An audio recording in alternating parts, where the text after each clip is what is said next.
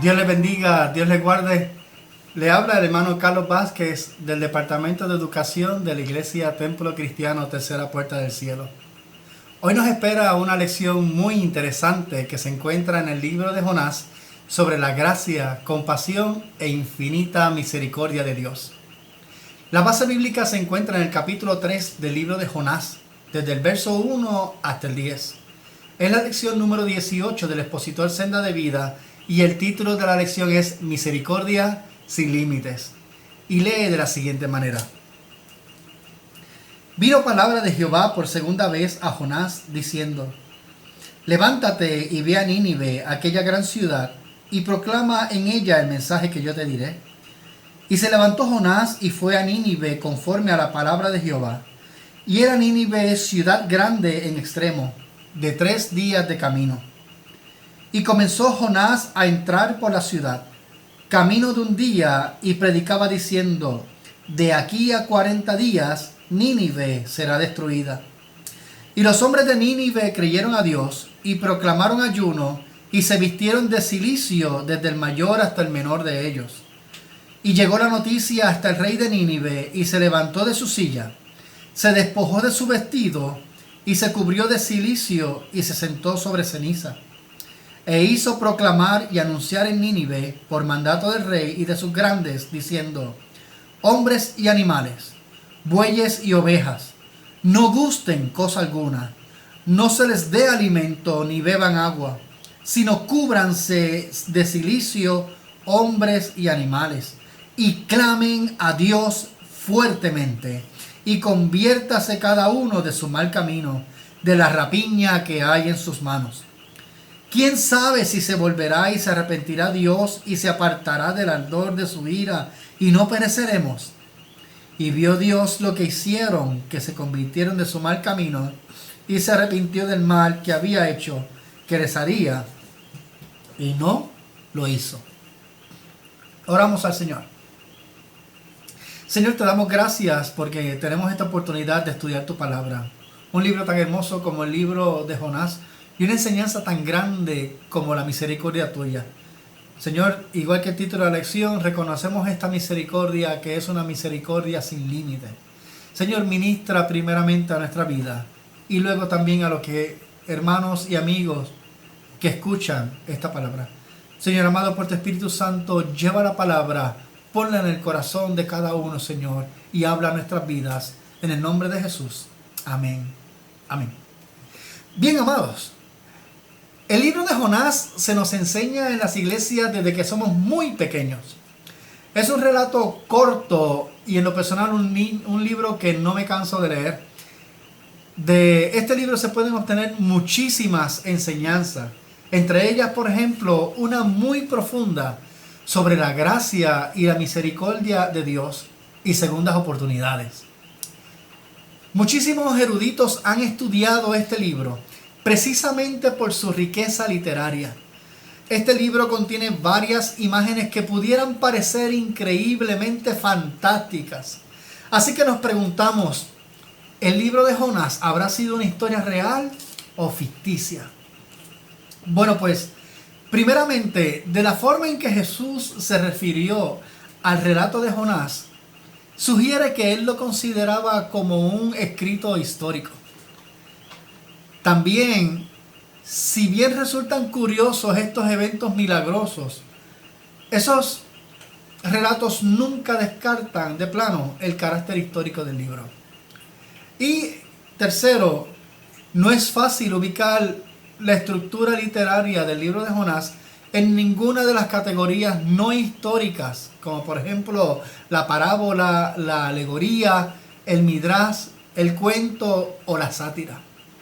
Y tenemos una adicional, como cuarta, que, como nos dice el teólogo y apologista Tim Keller, la forma en que respondas a esta pregunta dependerá cómo lees el resto de la Biblia. Si aceptas la existencia de Dios y crees en la resurrección de Cristo, el cual es un milagro muchísimo mayor, entonces no hay nada particularmente difícil en que creer que Jonás fue salvado de la muerte por un gran pez que estuvo 3 días y noche en el vientre de esta criatura. A través de este estudio buscamos entender que Dios es misericordioso en gran manera. También deseamos considerar que por su gran amor, Él no quiere que nadie se pierda. Y por último, hacernos responsables por anunciar las buenas noticias de salvación a los perdidos. Entremos de lleno en la lección de hoy y escudriñemos un poco más sobre la ilimitada compasión y misericordia de Dios hacia la humanidad.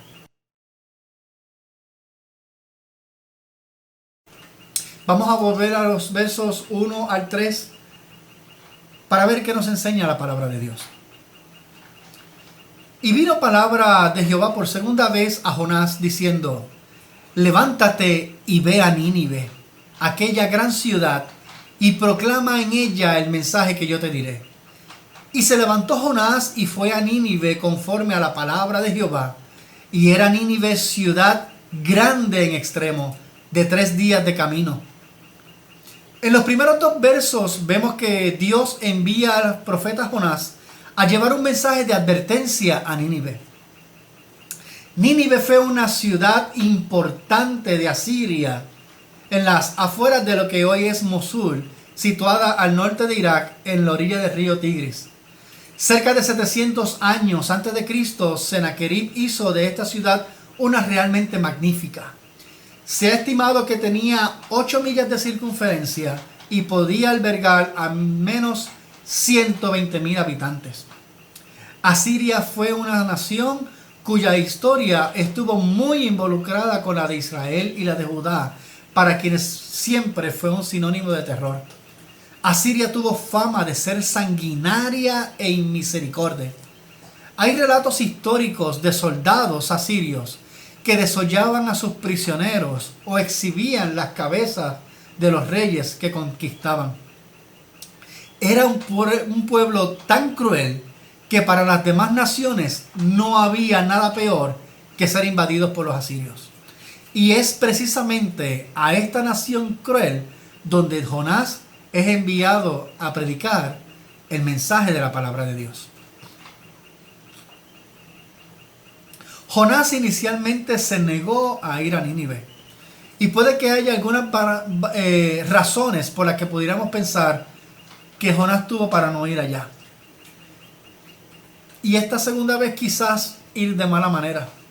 Primero, por la gran maldad de la ciudad, como habíamos dicho anteriormente.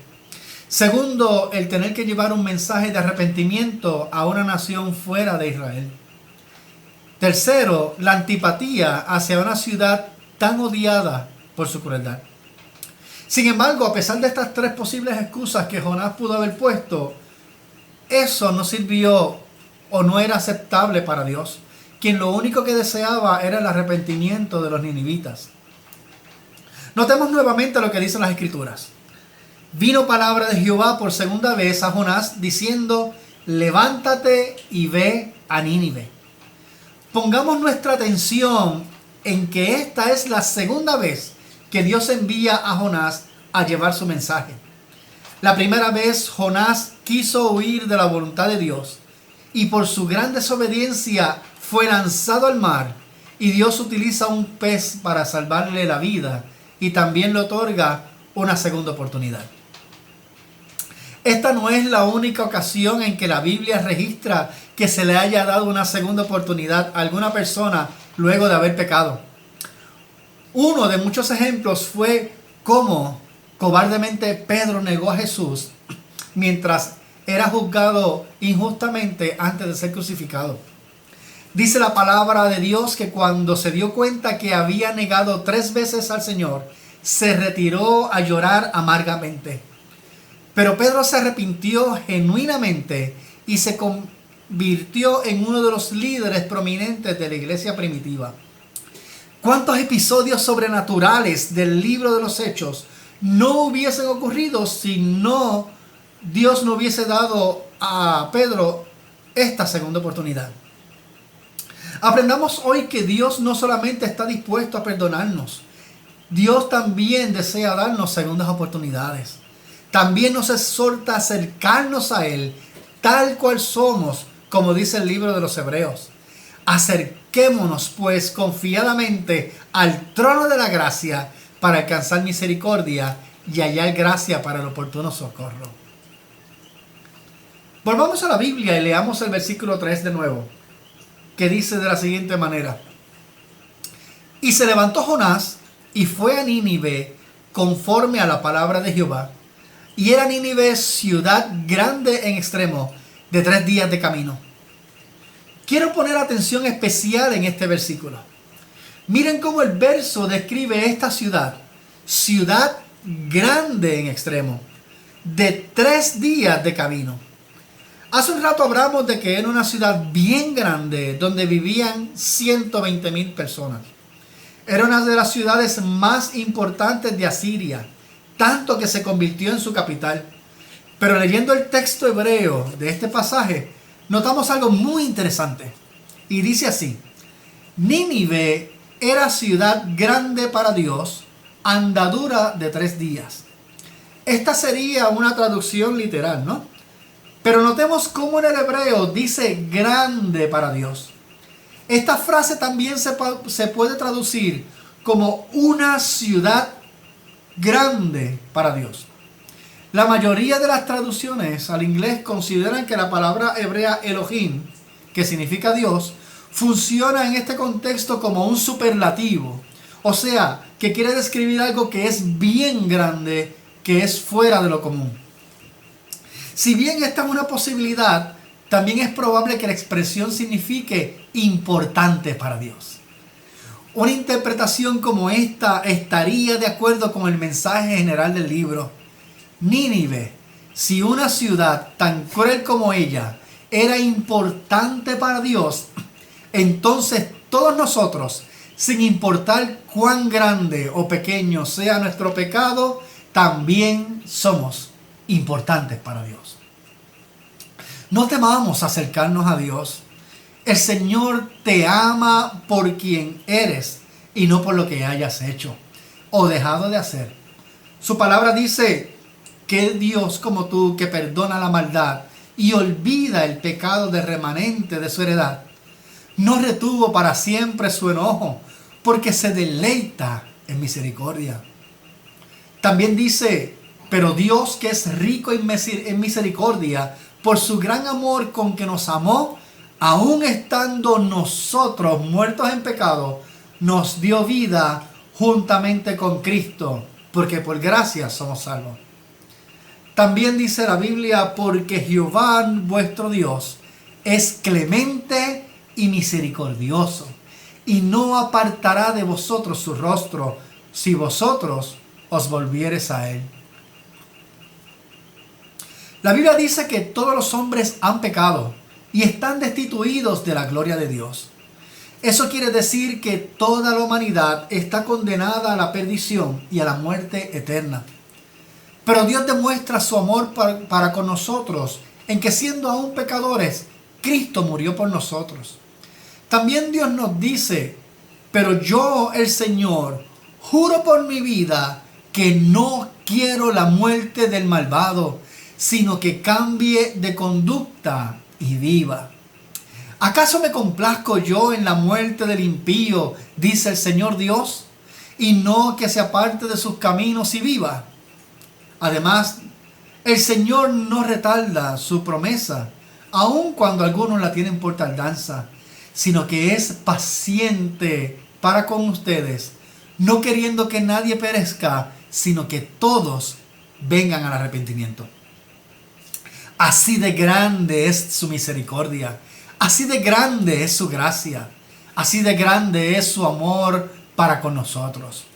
Dios nos está llamando diariamente al arrepentimiento de nuestros pecados. Desea que creamos en Él y aceptemos a su Hijo Jesús como Salvador. Dios desea que el mundo se reconcilie con Él a través de Jesucristo. Nos hace diariamente ese llamado. Su exhortación todos los días es que oigamos hoy su voz y no endurezcamos nuestros corazones. Aprovechemos esta oportunidad que Dios nos da para aceptar su llamado y venir al Señor. reconciliarnos con Él y disfrutar de una vida en comunión con Dios.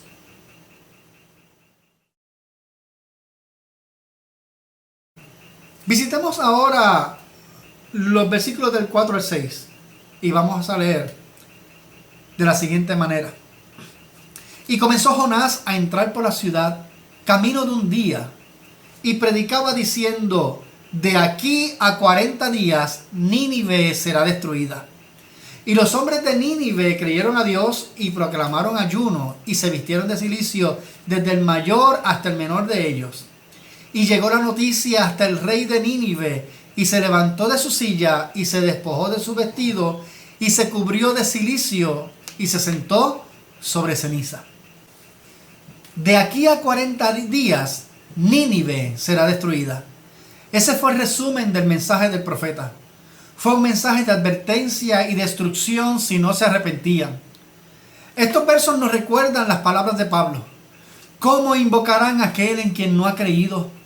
¿Y cómo creerán en aquel de quien no han oído? ¿Y cómo oirán si no hay quien les predique? ¿Y quién predicará sin ser enviado?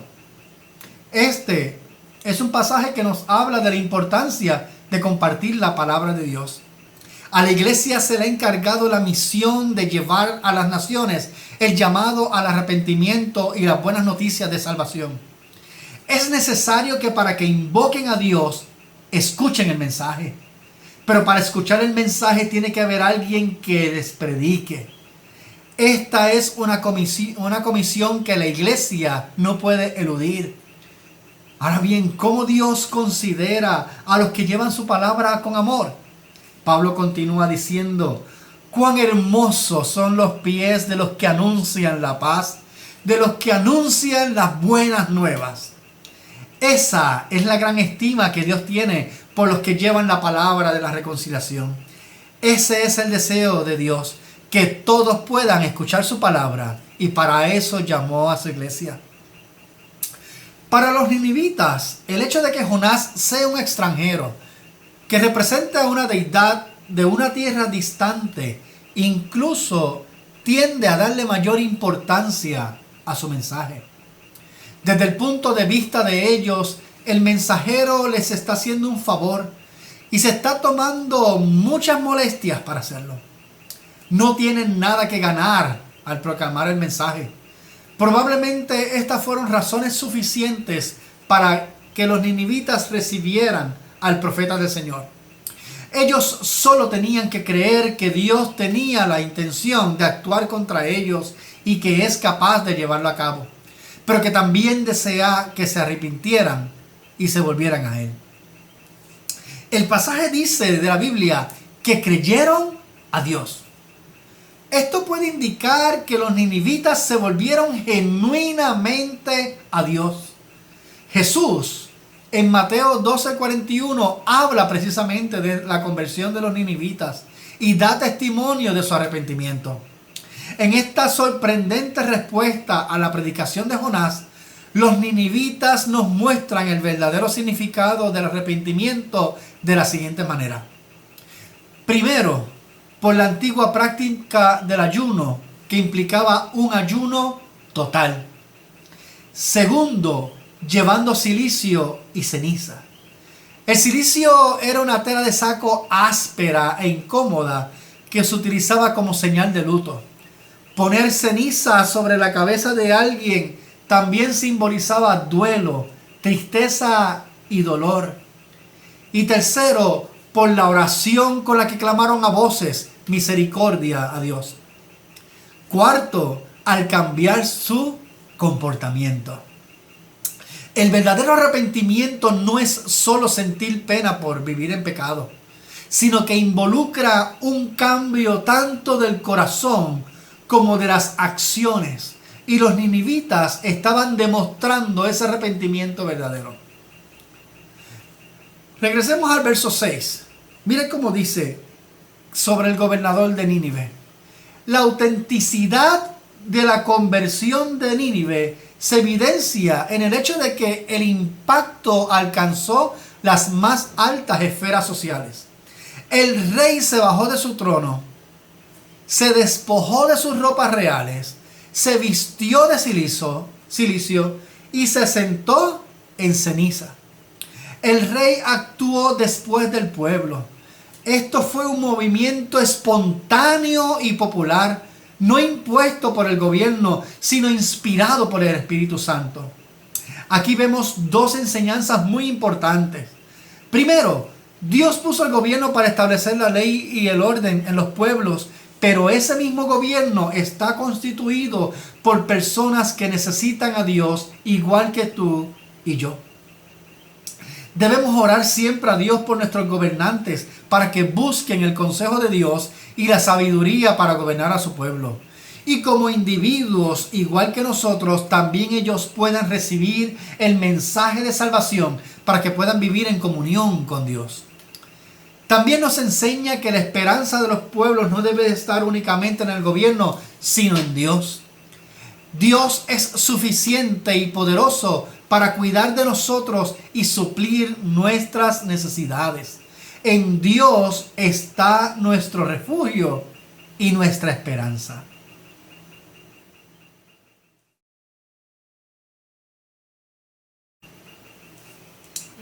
Leamos los versos del 7 al 10. E hizo proclamar y anunciar en Nínive, por mandato del rey y de sus grandes, diciendo: hombres y animales, bueyes y ovejas, no gusten cosa alguna, no se les dé alimento ni beban agua, sino cúbranse de cilicio hombres y animales, y clamen a Dios fuertemente. Y conviértase cada uno de su mal camino, de la rapiña que hay en sus manos. ¿Quién sabe si se volverá y se arrepentirá Dios y se apartará del ardor de su ira y no pereceremos? Y vio Dios lo que hicieron, que se convirtieron de su mal camino y se arrepintió del mal que había dicho que les haría y no lo hizo. Entonces, en este pasaje, el gobernador de Nínive junto a sus ayudantes hicieron proclamar ayuno a todos los habitantes de la ciudad, hombres y animales. Los animales fueron utilizados para expresar la sinceridad y profundidad del arrepentimiento de la ciudad. Hacer que los animales se quedaran sin comida y usaran cilicio fue un gesto simbólico de duelo. La inclusión de ellos expresaba que su arrepentimiento era profundo y genuino. La orden era cubrirse de cilicio, clamar a Dios fuertemente y convertirse de sus malos caminos. Convertirse de sus malos caminos significaba que se arrepentirían de la violencia y de la injusticia social de las que el imperio asirio era famoso. Convertirse significa volverse de lo malo a lo bueno. Significa cambiarse del pecado a la santidad. Convertirse de Satanás a Dios. Cambiar el mundo por el reino de los cielos. El mensaje de juicio de Dios siempre tiene la intención de que el hombre se arrepienta y se reconcilie con Dios. El arrepentimiento verdadero implica un cambio de conducta. El arrepentimiento de Nínive liberó la misericordia de Dios. Ojalá todos los pueblos podamos entender que en Dios está nuestra salvación, que Él es el refugio de los que le buscan. Y esto no viene del hombre, porque el hombre no busca a Dios, sino que Dios es el que da el primer paso para reconciliarnos con Él. Y entonces, porque el hombre, por su pecado, nunca ha deseado buscar a Dios, pero Dios en su infinito amor y misericordia se acerca a nosotros. Y aunque Cristo siempre fue igual a Dios, como dice la Escritura, no insistió en esa igualdad, sino que por el contrario renunció a ella y se hizo igual a nosotros, haciéndose esclavo de todos, para luego entonces morir clavado en una cruz. Todo esto por su misericordia y su amor por nosotros. Regresemos al versículo 10, como dice: y vio Dios lo que hicieron, que se convirtieron de su mal camino, y se arrepintió del mal que había dicho que les haría, y no lo hizo. Este verso nos indica que luego de la conversión de los ninivitas, Dios se arrepintió del mal que les haría. ¿Puede un Dios omnisciente, que lo sabe todo, con su infinita sabiduría, arrepentirse de algo que dijo que iba a hacer? Ciertamente no. Dios es justo, sabio y perfecto. Esta es una forma en nuestro alcance limitado como humano para tratar de entender a Dios. En realidad Dios no cambia de opinión, sino como el mismo Jonás dice en el capítulo 4, versículo 2: Señor, ¿no te dije antes de salir de casa que tú harías precisamente esto? Por eso huí a Tarsis. Sabía que tú eres un Dios misericordioso y compasivo, lento para enojarte y lleno de amor inagotable. Y estás dispuesto a perdonar y no destruir a la gente. La intención de Dios desde un principio no era destruir a Nínive, sino era obtener frutos de arrepentimiento de un pueblo pecador. Una de las afirmaciones de la Biblia es que Dios es perdonador y que su deleite no está en el castigo, sino en ejercer su clemencia y perdón. Dios no encuentra placer en hundir al pecador, sino en levantarlo. No es su deseo condenarlo, sino salvarlo. Él no desea castigarlo, Dios desea recompensarlo. Dios no quiere enviar al hombre al infierno. Dios quiere que el hombre disfrute por la eternidad en su gloriosa presencia. Moisés comprendió esto en el monte Sinaí, donde exclamó: Jehová, Jehová, fuerte y misericordioso y piadoso, tardo para la ira y grande en misericordia y verdad, que guarda misericordia a millares, que perdona la iniquidad, la rebelión y el pecado, y que en ningún modo tendrá por inocente al malvado, que visita la iniquidad de los padres sobre los hijos y sobre los hijos de los hijos hasta la tercera y cuarta generación. A esta repetición del nombre Jehová, Jehová, Moisés le sigue con una lista de atributos que se centran en su amor y compasión. Y es que Dios es santo, Dios es justo y aborrece el pecado, pero también es un Dios misericordioso con los que se arrepienten y le buscan. En conclusión, en esta lección pudimos aprender que Dios es un Dios justo, pero también es misericordioso en gran manera, y que por su gran amor no quiere que nadie se pierda. Los creyentes debemos recordar las palabras de Pablo cuando dice que Jesús es la simiente de Abraham que traerá salvación al mundo. Jesús también venció la muerte para dar la gran comisión a la iglesia. Colectivamente nosotros, la iglesia, se nos manda a ir a todas las naciones, independientemente de nuestras diferencias culturales, políticas o ideológicas. El deseo de Dios es hacer discípulos. ¿Por qué? Porque el Dios que ama al mundo entero nos ha salvado. Nuestro Dios tiene un corazón amante y compasivo y tiene un plan para salvar a todas las personas que acudan a Él con fe y confianza. En su bondad nos permite ser parte de ese plan. Como dijimos anteriormente, citando las palabras del apóstol Pedro, en realidad no es que el Señor sea lento para cumplir su promesa, como algunos piensan. Por el contrario, es paciente por amor a ustedes. No quiere que nadie sea destruido, quiere que todos se arrepientan. El libro de Jonás termina con una pregunta directa. ¿Alguien puede poner límite a la misericordia y al perdón de Dios? Creemos que definitivamente no. El libro también revela el propósito final de Dios para su pueblo elegido. Dios quiere que su pueblo, como Jonás, se comunique con otras personas y demuestre el amor, perdón y misericordia de Dios. Damos gracias al Señor por la lección esta noche. Oramos a Dios. Dios del cielo, te bendecimos Te honramos y te damos gracias. Gracias por esta palabra, Señor, que pudimos aprender más, Señor, sobre tu misericordia. Señor, porque tú no deseas la muerte del impío, Señor, sino que deseas el arrepentimiento, que todos alcancen salvación. Te pedimos que con esta palabra, Señor amado, tu Espíritu Santo continúe marcando nuestras vidas, Señor, y sigamos confiando, esperanzados en ti. En el nombre de Jesús te damos gracias, gloria y honra.